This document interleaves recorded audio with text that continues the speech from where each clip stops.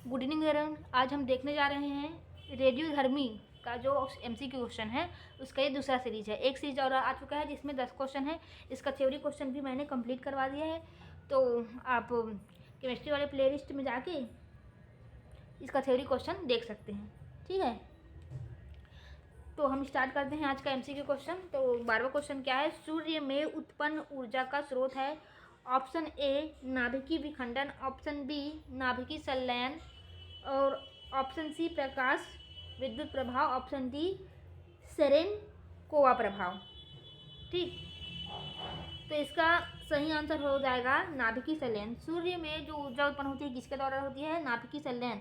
नाभिकीय संलयन क्या होता है? जो दो छोटे छोटे नाभिक आपस में जुड़ के एक बड़े नाभिक का निर्माण करते हैं, उसे ही कहते हैं नाभिकीय संलयन। ठीक है, अब 13वां क्वेश्चन क्या बोल रहा है? 13वां क्वेश्चन बोल रहा है एक कृत्रिम उपग्रह में विद्युत ऊर्जा का स्रोत क्या होता है? ऑप्शन ए सौर सेल, ऑप्शन बी लघु नाभिकीय reactor, option C dynamo, option D thermopile. तो इसका सही आंसर हो जाएगा ऑप्शन ए, क्या? सौर सेल। ठीक है, तो इसका डिटेलिंग देखते हैं। कृत्रिम उपग्रह मानव द्वारा निर्मित ऐसे आकाशीय पिंड होते हैं जो बहु उद्देश्य के लिए पृथ्वी की सतह से ऊपर विभिन्न ऊंचाई पर स्थापित किए जाते हैं। इन उपग्रहों में विभिन्न इलेक्ट्रॉनिक उपकरण लगाए जाते हैं जिनके संचालन के लिए सौर सेल का प्रयोग किया जाता है। ये सौर सेल सिलिकॉन की बनी होती है जो सौर ऊर्जा को विद्युत ऊर्जा में परिवर्तित करती है। ठीक है, जो कृत्रिम उपग्रह होते हैं जिसको हम संचार के लिए हो गया, मौसम के लिए सब छोड़ते हैं ना जो उपग्रह, उसमें बहुत सारे क्या इलेक्ट्रॉनिक डिवाइस होते हैं जिनको चलने के लिए बैटरी या बिजली मतलब विद्युत की आवश्यकता होती है। तो कहाँ से मिलता है? उसको सौर सेल से मिलता है। ठीक है, मतलब सौर ऊर्जा से मिलता है। क्वेश्चन नंबर 14 क्या बोल रहा है? क्वेश्चन नंबर 14 निम्नलिखित में से कौन सा तत्व सोलर सेल में उपयोग किया जाता है? Option A silicon, option B cerium, option C astatine, option D vanadium. तो सही आंसर क्या हो जाएगा? इसका सही आंसर हो जाएगा ऑप्शन ए सिलिकॉन।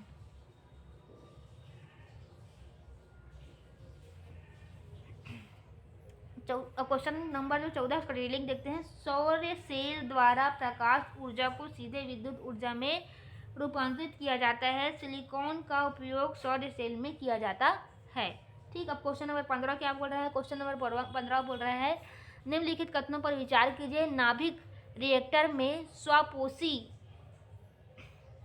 श्रृंखला अभिक्रिया संभव है क्योंकि पहला, प्रत्येक विखंडन अभिक्रिया में अपेक्षाकृत अधिक न्यूट्रॉन निर्मुक्त होते हैं। दूसरा, न्यूट्रॉन विखंडन प्रक्रियाओं में तुरंत हिस्सा लेते हैं। तीसरा, द्रुत न्यूट्रॉन ग्रेफाइट द्वारा धीमे किए जाते हैं। चौथा, विखंडन प्रक्रिया में निर्मुक्त हर न्यूट्रॉन आगे और विखंडन की शुरुआत करता है। तो इसमें पहला और तीसरा सही है। ठीक है, मतलब कौन सा ऑप्शन सही होगा? ऑप्शन नंबर बी सही है। प्रत्येक विखंडन अभिक्रिया में अपेक्षाकृत अधिक न्यूट्रॉन निर्मुक्त होते हैं। ठीक, और ऑप्शन तीसरा क्या है? मतलब तीसरा क्या बोल रहा है? जो कथन है वो द्रुत न्यूट्रॉन ग्रेफाइट द्वारा धीमे किए जाते हैं। मतलब जो न्यूट्रॉनों की गति जो तेज रहती है उसको कौन धीमा करता है? ग्रेफाइट धीमा करता है। ठीक, किसमें? नाभिकीय रिएक्टर में। तो इसमें पहला और तीसरा सही है, तो ऑप्शन नंबर 20 का सही हो जाएगा। अब 16वां क्वेश्चन देखते हैं। परमाणु रिएक्टर क्या है?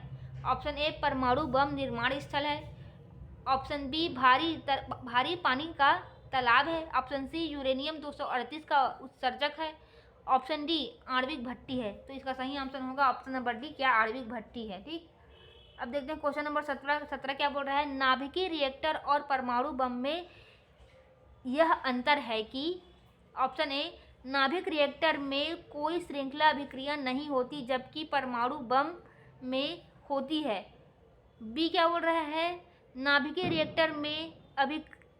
रिएक्टर में श्रृंखला अभिक्रिया नियंत्रित होती है। ऑप्शन सी है नाभिकीय रिएक्टर में श्रृंखला अभिक्रिया नियंत्रित नहीं होती है। ऑप्शन डी है परमाणु बम में कोई श्रृंखला अभिक्रिया नहीं होती जबकि नाभिकीय रिएक्टर में होती है। तो इसका सही आंसर होगा ऑप्शन नंबर बी, क्या? नाभिकीय रिएक्टर में श्रृंखला अभिक्रिया नियंत्रित होती है। ठीक, यही यही अंतर होता है कि इसमें परमाणु रिएक्टर और परमाणु बम में। जो परमाणु रिएक्टर होता है इसमें श्रृंखला क्या होती है, नियंत्रित होती है, लेकिन जो परमाणु बम होता है उसमें जो श्रृंखला अभिक्रिया है वो अनियंत्रित हो जाती है। ठीक है, अगर कोई बिजली घर है जो नाभिक के द्वारा बिजली उत्पन्न करता है, ठीक है, तो भी क्या होगा, अगर वो भी अगर अनियंत्रित हो जाता है, जो बिजली उत्पन्न करने वाला रिएक्टर भी अगर क्या होता है, अनियंत्रित हो जाता है, तो वो भी परमाणु बम का कार्य करता है। यूक्रेन के जो चेर्नोबिल शहर था वहाँ ये घटना घट चुकी है। वहाँ जो बिजली उत्पन्न करने वाला रिएक्टर था वो अनियंत्रित हो गया और फट गया, फिर वहाँ पूरा रेडिएशन फैल गया था। ठीक है, तो इसका ऑप्शन नंबर बी सही होगा। अब इसका हम डिटेलिंग देख लेते हैं 17 का थोड़ा।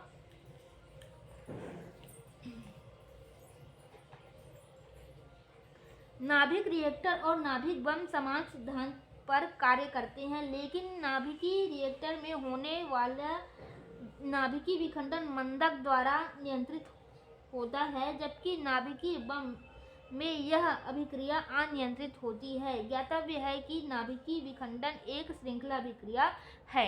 ठीक है, क्वेश्चन नंबर 18 क्या बोल रहा है, आधुनिक आयुर्वैज्ञानिक विज्ञान में नाभिकीय औषधि नैदानिक और उपचार के प्रभावी उपकरणों के रूप में उभर रही है। ये वास्तव में ऑप्शन ए ड्रग्स है, ऑप्शन बी जड़ी बूटी सत है, ऑप्शन सी रेडियो आइसोटोप है, ऑप्शन डी क्लोरोफ्लोरोकार्बन है। तो इसका ऑप्शन नंबर सही क्या होगा, कौन सा सही होगा, option number C radio isotopes है। ठीक है, क्या है, रेडियो आइसोटोप है।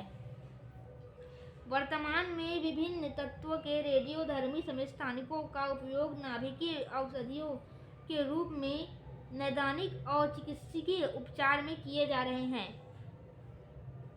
क्वेश्चन नंबर 19 क्या है, भारत में प्रचुर मात्रा में उपलब्ध महत्वपूर्ण नाभिकीय ईंधन है। Option A uranium, option B thorium, option C iridium, option D plutonium. तो इसका सही आंसर हो जाएगा ऑप्शन नंबर बी, क्या, थोरियम। इसका डिटेलिंग देख लेते हैं। थोरियम एक ऐसा महत्वपूर्ण नाभिकीय ईंधन है जो भारत में प्रचुर मात्रा में उपलब्ध है।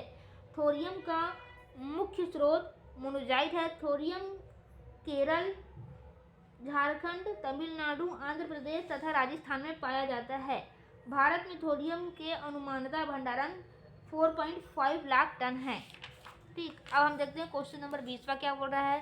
तो क्वेश्चन नंबर 20 है, एक रेडियोधर्मी तत्व जिसके भारतवर्ष में बड़े भंडारण पाए जाते हैं। Option A plutonium, option B radium, option C thorium, option D uranium. तो अभी देखिए कौन सा था, ऑप्शन नंबर सी थोरियम। ठीक, तो यहाँ पर जो एक मिस प्रिंट हो गया है, जैसे रेडियो आइसोटोप है ना, या रेडियो आइसोटोप है। ठीक है, मैं आपको सही प्रोनाउंसिएशन बता देती हूँ कि इसमें क्या आएगा, सही आंसर रहेगा रेडियो आइसोटोप। यही बस इसमें गलत है, बाकी सब सही है, radioisotope. Option number C ही इसका सही आंसर होगा 18 का, क्वेश्चन नंबर 18 का। और ये क्या होगा, रेडियो आइसोटोप। ठीक है, और ये ऑप्शन जैसे 17 देख रहे हो, नाभिक रिएक्टर में कोई श्रृंखला अभिक्रिया नहीं होती, जबकि परमाणु बम में होती है। और ये जो बी है वो मिस प्रिंट से छप गया है। ठीक है, तो आप इस बी को ध्यान मत देना, बाकी सब ठीक है। तो अगर ये क्लास आपको अच्छा लग रहा हो तो लाइक कीजिए, शेयर कीजिए और सब्सक्राइब कीजिए। धन्यवाद।